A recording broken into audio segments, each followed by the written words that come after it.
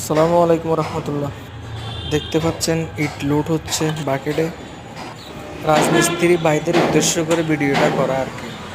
ওরা যখন নিচে বাকেটে ইট ভরে দিই, তারপরে যখন উপরে উঠানোর সময় অবশ্যই আমাদেরকে খেয়াল রাখতে হবে। নিচে ডান দিক থেকে অথবা বাম দিক থেকে অনেক সময় মানুষ উপরের দিকে না তাকিয়ে চলে যায়, উপরের দিকে না তাকিয়ে নিচ দিয়ে চলে যাওয়ার চেষ্টা করে।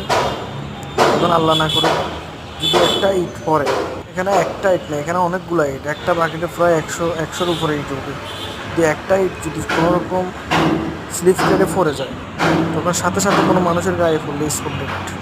অবশ্যই উপরে যিনি কেরাম চালাচ্ছে উনিও সতর্ক থাকা উচিত, থাকতে হবে।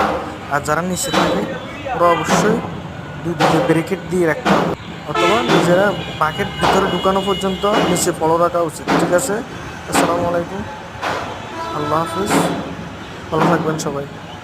কতটা রিক্সে উঠে এটা দেখানোর জন্য সেই ভিডিওটা করলাম। সবাই তো জানে এভাবে উঠে, কিন্তু